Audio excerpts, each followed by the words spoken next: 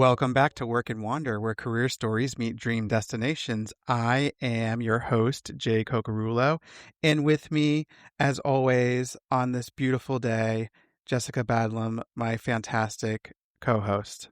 Hi, Jessica. Oh, hey, Jay. Hey, Jay, that was Th- such a nice introduction. I appreciate Thank that. you. Thank you. How are you doing today? I'm doing great. We got a little bit of snow last night, which always makes me happy because we don't get enough snow that it's like, detrimental or anything. It's difficult to travel in, but it was pretty. But it definitely doesn't go with the vibes that I see you wearing today. You're all Yeah, tropical you like today. that? What's the occasion? You like Yeah. that? So, for those that maybe don't know, Travel and Leisure, one of the brands that we own is Margaritaville Vacation Club. And yesterday, when we're recording this, it was Sunday, the 22nd, February 22nd, was National Margarita Day. So we are now celebrating in the office. So I have my floral shirt, and I'm actually in a Margaritaville conference room. So there's a beach behind me, and there are margarita cupcakes downstairs. Oh. And while I wish they were actual margaritas, we do have mocktails. We do have mocktails being shaken down in the cafe. So we're doing our best to celebrate Margaritaville here in at Travel and Leisure HQ.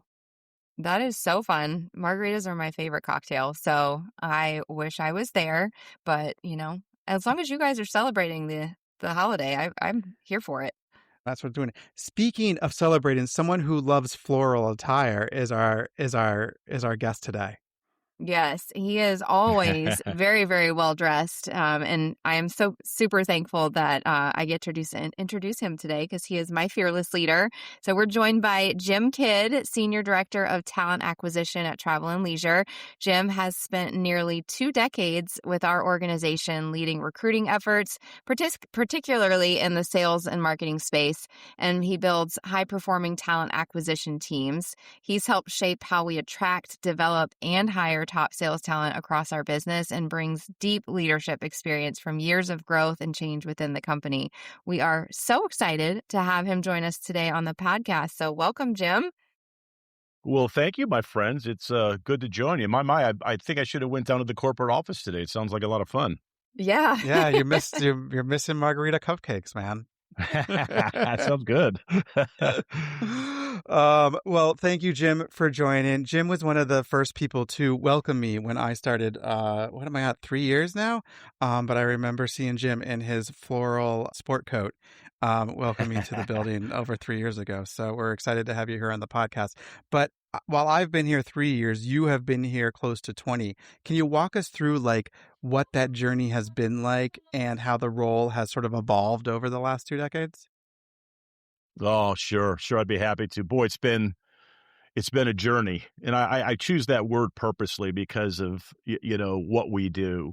And within our company, as you guys know, there's a journey and there's a destination. And I started at Bonnet Creek when there was just one tower there. I started as a recruiter for sales and marketing, and I come from a background of recruiting. I spent a decade at Walt Disney World, and the last 6 years of that was managing the professional staffing. I left, started business with my best friend, and that ran its course. We outsourced our marketing to another company. I'm like, I have to get a job. I always like recruiting, and I answered a ad to Monster. You guys remember Monster? Oh, Yeah, yeah. yeah. Are they still out there? I think maybe they are. I But think I think they still exist somewhere in the small corner somewhere. some small corner. But I answered an ad there and met the VP and got hired. I had no idea what I was really getting into at the time. But when I started, we were still using paper ads in the Orlando Sentinel, if you can imagine, to create talent. And I've lived through a lot of iterations of the company. When I hired, it was Fairfield Resorts, and then in the early to mid 2000s, Cendant, a big corporation, acquired us. They were the largest franchisor of hotels, and they owned Avis and Budget Rent-A-Car and Century 21, ERA, and all these real estate companies. And then we became Wyndham Vacation Resorts, Wyndham Vacation Ownership, and then, as the story goes, we hired Mike Brown to spin us off into this space of travel and leisure and a standalone vacation ownership company. So, in terms of, I love this. I started as a recruiter, and we're a company that grows. And now you drive to Bonnet Creek, where I started. It's a city. It's a city unto itself. There's a golf course. There's a Waldorf Astoria, Hilton, and 1,600 units. But I was in the right place at the right time. I think, we say a lot here: blossom where you're planted and make yourself the obvious choice. And an opening came up for a regional role, and I applied, and happily accepted the role when it was offered to me. But we're still in the same business. We're looking for great salespeople. That hasn't changed. It's a challenge, and we have a great team that does it, and we just keep getting bigger and better. And even after 20 plus years, I think I love it more now than I ever have. Amen to that. I agree. And like Jay, when you get to be greeted by Jim Kidd at any point in your career, it's such a special experience. And I have looked up to Jim for so long. I started with the company back in 2007, and first met you probably, Jim, in, I want to say, 2010 or 11, maybe, Mm. down in Uh-huh. Orlando at a recruiter trainer summit, and Yes. just always looked up to you so much. And when you say that, like, of all the things that have changed over the years, your leadership has not. Like, it's just been always ever present and always super impactful. But definitely some of our recruiting challenges and phases have definitely evolved over the years. I remember newspaper ads. We were doing that here when I first started, and then we had Taleo back in the day, and Taleo was super wonderful. But anywho, you've led sales recruiting through obviously very different business cycles. What has changed the most in talent acquisition over the years, in your opinion? Well, I think in some ways the obvious answer would be technology, right? Hmm. We kind Mhm. of jokingly referred to the newspaper, and it has been interesting to watch the evolution. I mentioned Monster, then I remember when Career Builder was the thing. That was the big deal, and now of course it's Indeed. So the platforms have just become more sophisticated for sure. But, ours is a little bit old fashioned in terms of we use that technology, but especially in the sales space, as you know, Jessica, better than anybody, we really like to get those final candidates on the phone Hmm. because one of our EVPs said it. I think I've said it myself before. There are three production roles in the company, right? There's sales, marketing, and then the recruiters for sales and marketing. So we're very focused on results. That will never change, and we're just always trying to find a better candidate. And what's interesting is I thought back in the day we kind of tapped out in terms of efficiencies and how good we are, but I look at it now. I've never seen what they're selling now is unbelievable to what we were selling in terms of volume, the size of the deals compared to 20 years ago. So we just keep getting bigger and better, and satisfaction scores are through the roof. I guess it's kind of like, once someone runs the 4 minute mile, then a bunch of people do it. Well, I think we're the company that did run the 4 minute mile, but we're the ones that keep breaking the record. So Hmm. um, I think it's just it's been a lot of fun. I think we have the same challenges as everybody else. It's when unemployment hovers around 4 to 5%. The experts will tell you that pretty much everybody who really wants to work is. So we have to put a value proposition that's strong enough to poach talent, which we're pretty good at from competing companies. And I would say any company's competing if they have a similar sort of sales model is we do. But I think the core message or the core desire to find top people, and I could talk more about that if you guys want me to. I think what it takes to be a strong candidate, that'll never change. And I think again, our team is, I think, just remarkable.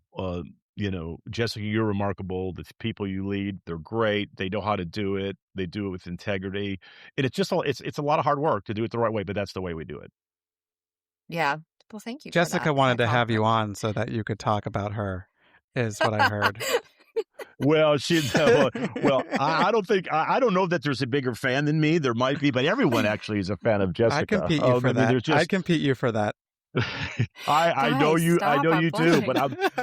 I'm but it's been fun to watch her just flourish, and I mean everybody loves Jessica, everybody. And she's earned it. I mean because she's just amazing at what she does, and she's just curated a team up there that is just outstanding. I don't know how many hundreds they've hired already this year, but it's a big, probably the biggest region in the company, and she's amazing. I'm blessed to You have her on the guys, team. thank you. It's a good thing that people can't see me because I've got tears in my eyes at this point. Well, We it's all gotta, true. It's all true. It's thank all you. true. Thank you. Well, and you had kind of mentioned, in your last, response about kind of what's changed in talent acquisition over the years. You mentioned a little bit about identifying like top talent, right? I would love for you to kind of expand your expertise insights into what really does separate good candidates from truly great candidates when it comes to the sales space. That is really a great question. And in one sense, we're all in sales, right? That's been said, and it's true.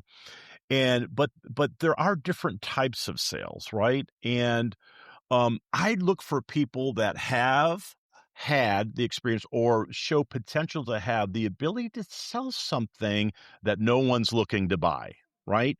So if you sell financial products or, automobiles or general real estate, you can count on people coming to you.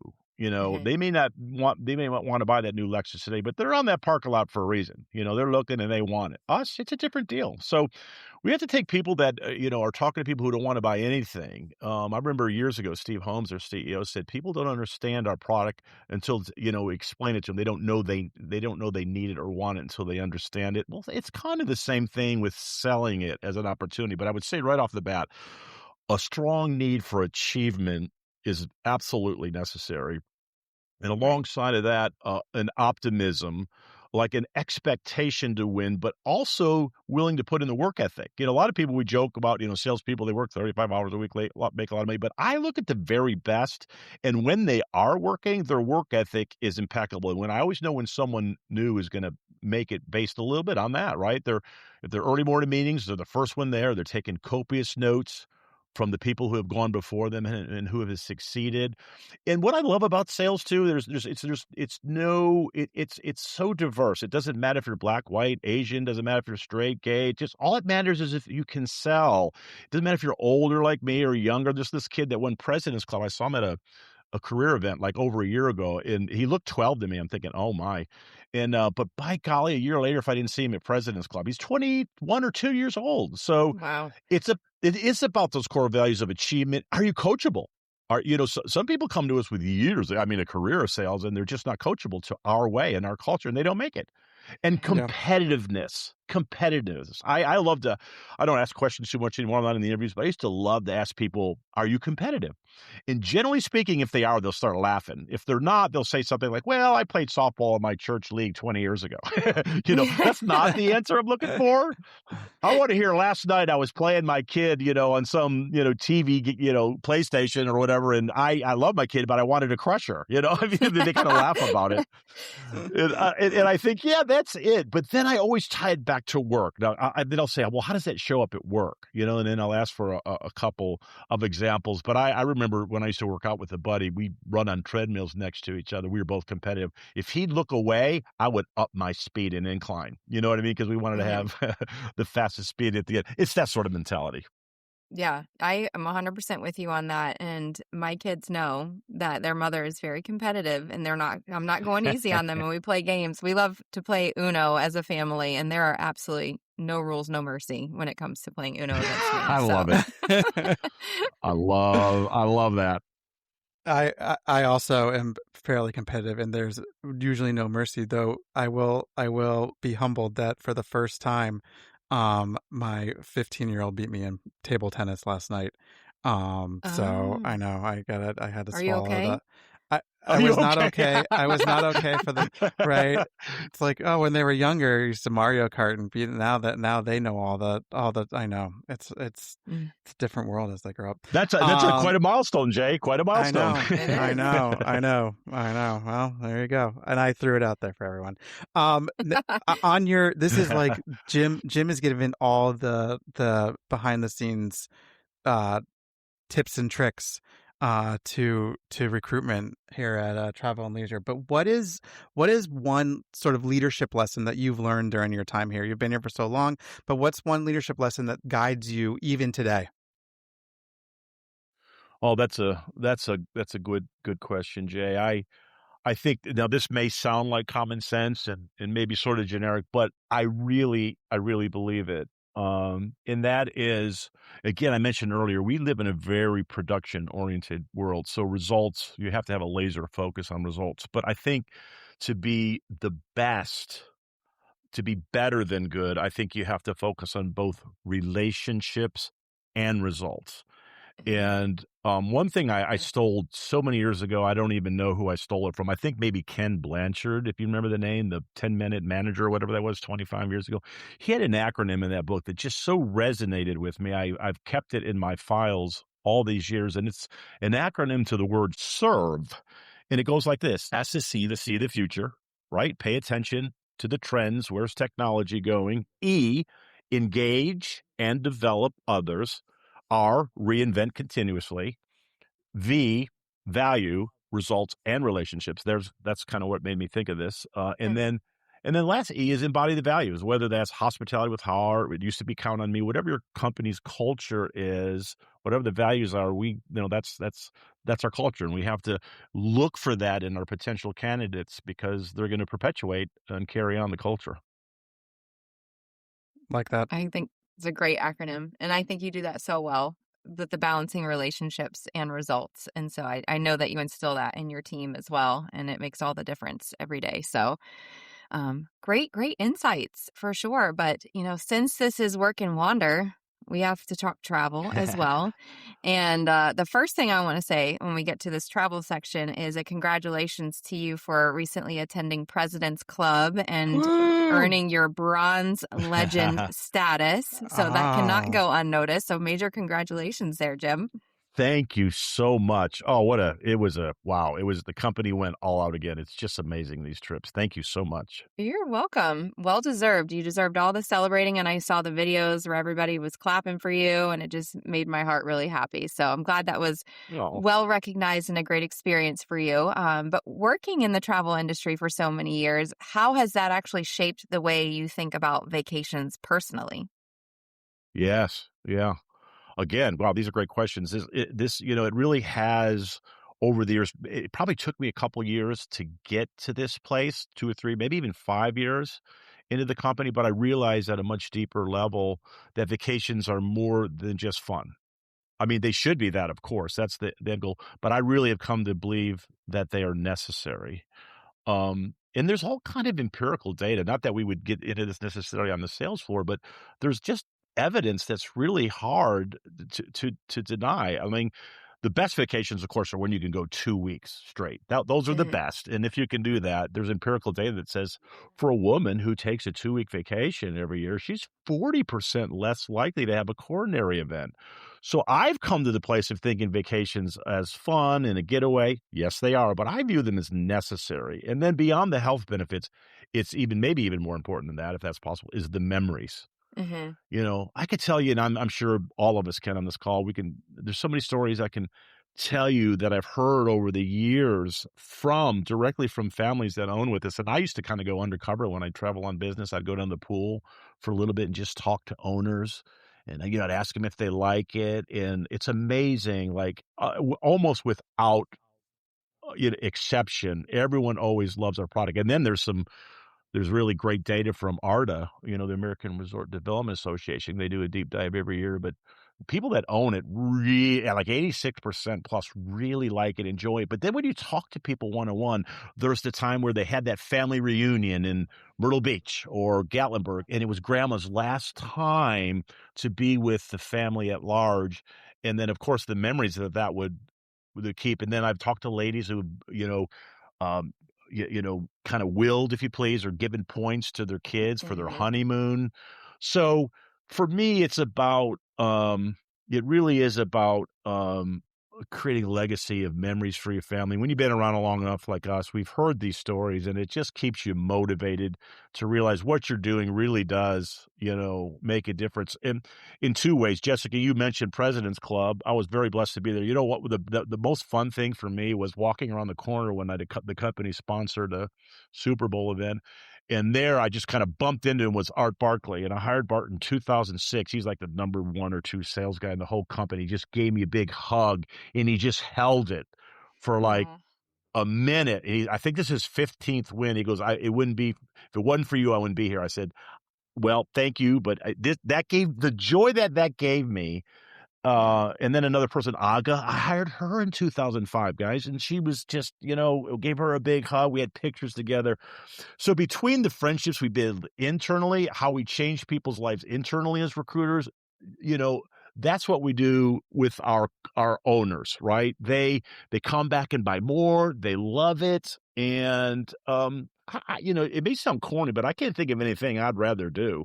Hospitality, sales, vacations. The confluence of all that is just, I think I found my sweet spot. So Hmm. in all that, I've realized that I sometimes, it's easy to preach it. Sometimes we don't always do what we preach, but I have Yeah. learned that I Yeah. must take my time in vacation. So I'm really, I just almost, I'll do it no matter what, because it's that important to me. Yeah. And you have to have accountability partners that will make sure you do it because we're all so driven, 100%. right? And we can get busy and all of that. So, yeah, you have to have accountability partners at work that will remind you. And I have one, lucky Brendan Bursky sits next to me and he's like, you need to plan a vacation. You need to plan a vacation. I'm like, yes, boss, I know. I It's I true. I love it. Sometimes those of us in the business, we get busy. The good news is we're having fun, but yeah, it really is important because we got to create our memories too, right? So Yeah. This is maybe going to be one of the hardest hitting questions, I think, after that whole conversation. But can you tell us about one or two of your most memorable past vacation experiences, Jim? you know what? I think this just came up the other day. Actually, when I went down to we did a little surprise party for my sister-in-law the other day, and me and my brother got talking about this. There's two times where when my nephews were younger, we rented 2 3-bedroom. We stayed at the Emerald Grand in Destin, which is right on those beautiful, the Emerald Coast, that beautiful green Mm-hmm. water. Mm-hmm. Hmm. Well, at Thanksgiving, we rented 2 3-bedroom units, and it was me, my wife Laura, my mom was still alive, my brother, his wife, and my sister, his husband, and my 2 nephews. They were still really young. So it was so fun to introduce them to so many Southern things. They're from Michigan. First time I got to take them to Waffle House. The first time, like, what's this Waffle House thing, Uncle Jim? What's the big deal? Well, they took it. First time I took them to a crab boil, and back then at Thanksgiving, Santa Claus would fly in on a helicopter. So Ah, they got to meet Santa Claus. of course. And then a chef came up to our room and cooked us Thanksgiving dinner. So all of that with family, coming together. It It's was hard to beat. just, it's hard to beat. There's a Starbucks there, so I went and got coffee for everybody in the morning, and then the units are just beautiful. So we all gathered in one unit at night and played games and hung out by the pool at day. And we took my 80-year-old mom out on a boat ride. First time in her life where it was just a magical day. We probably saw 100 dolphins, and they were up there right on the boat, and she was giggling like a little Oh, girl. It was just, I will never forget it. yeah. She's been gone since January of 2019, but that's probably the one that has the most familial joy and memories to it. That Love that. sounds like it would definitely be hard to beat. I love that. Yeah. For sure. Okay, now we were just talking about accountability partners, and Jay and I are going to be your accountability partners for this next question. So, what is still on Jim Kidd's travel bucket list? Yeah. Oh, I have a list. Yeah, I do. I've not traveled abroad a whole lot. Okay. All right. Me and Laura realized that, hey, there's so many things we need to see here in the States and maybe Canada. So over the last couple of years, we've done wine country, Martha's Vineyard. We've done Quebec and Montreal. We love, but definitely on the list is my mother's family can be traced back to the late 1500s to Holland in the Netherlands, and my Yeah. Nice. grandparents were born there. So that much history. I have to see the motherland. And Mhm. Laura's family is from Norway, so we'd love to see Norway. But in all my traveling online, I just can't imagine not spending a good 2-3 weeks in Italy. It just seems Yeah. like Yeah. the best place in the world to go, So and throw a few river cruises in there too, and I think I'll be happy. that's funny. That's funny. Yeah, my wife's been looking at Europe river cruises because you get to hit some of the inland places that are maybe harder to get. I can't do it on a regular ocean liner cruise ship, but you can hit a bunch of places in a week or two. So yeah, Okay. Absolutely, less crowded and all that, more yeah. intimate, great food. No, I Yep, like it. I hear you. I like it. And Italy is fantastic. I mean, I've been blessed to go a number of times, and because that's my Awesome. motherland. So it is. You do put that keep that on the list for Put that on the sure, and list. make Got it. sure. I Yeah, won't I Yeah. won't take it Jessica, off. Jessica, and I will make sure you're accountable that you get to Yes. Italy's. Yes. I'm a I big love fan. it. Thank you, guys.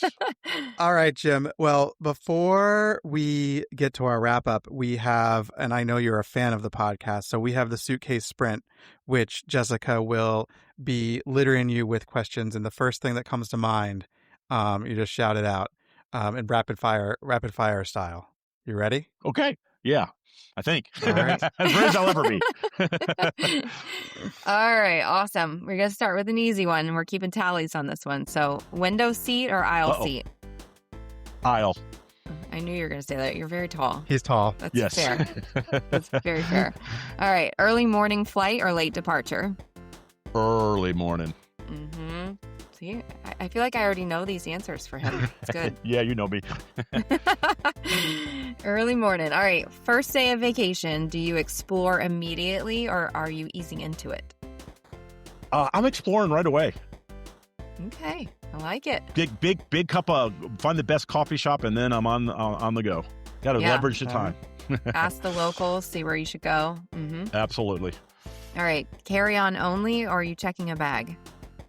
For most of my life, I know I'm supposed to give you the quickest response. Most of my life, I've been a check-in guy, but I'm learning to be a carry-on guy. Oh, no, I can't. Oh, I'm so impressed with people that can do that. Me it too. sounds like it's been years and it's been years in the works. So Years for real. I still genuinely try and I think about it and then I give up and I'm like, well, we're checking it. So that's where we're at. Well, here's this sounds so you guys are gonna laugh at this. It sounds so weird, but I wear size 13 shoes, and a pair of 13 shoes Yeah, in a carry-on takes up a lot of room. absolutely. Yeah. And you can't wear the same shoes every day. It's not. No, I mean, I can't. Exactly. Stop, Jay. I'm going to get there one day. I promise. All right. Big city energy or mountain quiet? Ooh, man, I want to say both. But I think the big city energy might lean out a little bit just because of all the things I love are there. Shows, great restaurants, great architecture, great art galleries. Yeah. all right, Okay. that's fair. All right. I agree. Scenic route or fastest route? How are you getting there? Ooh, boy, it depends. I know. Okay, one answer. I'll say scenic route. Me All right. too. All right. Do you plan months ahead or do you book last minute? Months ahead, normally. 90% of the time, it's months ahead. All right. Dinner at the resort or explore local dining? Oh, explore local dining. Absolutely. You got to get in there. Absolutely. Yeah, I got to mix and mingle with the locals. Yeah, I agree. No, for sure. They give you the best ideas. When you get to the resort or wherever you're traveling, do you unpack immediately when you arrive or do you live out of your suitcase for a while? My wife might give you a different answer, but I say unpack immediately. Oh, really? We're going to have to fact check with Laura. That's interesting. Well, well, but partly that's what's fresh in my mind is Mexico, because I had a suit to wear, so I didn't want it to wrinkle, so I took it out right away. T-shirts and shorts, I might not be as in big a hurry, but okay, so it's a mix. So That's fair. It's a mix, right. yeah. Okay, last question. When it's all over, are you already planning your next trip, or are you just kind of savoring the one you just had? We've begun conversations about the next trip, but we have not locked in. So, Okay. Yeah, we're still kind of savoring the beautiful weather we had in Cancun. Looks like we just went at the right time, and it was just a lot of fun. So, but we'll lock it in soon. Like I said, we plan and we like to get the best rates and all that stuff. So There you go. So you There survived you the go. suitcase You sprint. survived. You survived. Jessica, I realize that I love it. that a lot of our answers for you and me are complete opposites, and so we're waiting to see if the person agrees with you or agrees with me. We should outline that sometime and see where Definitely should. where the Venn diagrams overlap, because we really have a lot of opposite answers. That is true. That That's sounds very like funny. a podcast in and of itself. I know. Maybe we'll have to do a just Jay and Jess episode and talk about these things. Yes, we're going to have to see Right? if we can find a happy medium. Yeah. Yeah. All right, Jim. Well, last sort of closing question, right? We all are very familiar with the mission here at Travel and Leisure, that is to put the world on vacation. From your perspective in talent acquisition, how does hiring the right people directly support that mission? Oh, wow. Yeah. It's everything. I mean, without the right people, we can't progress and grow the company like we'd like to, let alone exist, right? And so, um, we had to, nothing happens until someone sells something, right? That's the old mantra, but it's true with us too. So, of course, I'm going to say that because I like job security, but the good news for us, it always happens to be true. It's especially on the sales side. It's every person that we bring in, we have just deep conversations to see if, as best we can, if they'll fit not only the culture at large, but the culture at particular sales centers is different from site to site. We want to make sure that they understand the mission. I'll say this real quick. One thing I used to do, or still do, when I talk to a potential intern or a student is that we're going to hire as an intern, I'm like, tell me about your favorite vacation. And I ask it early on. And then about halfway through, you hear the energy crescendo. They get excited about it. And then they look me in the eye and they realize what I'm doing.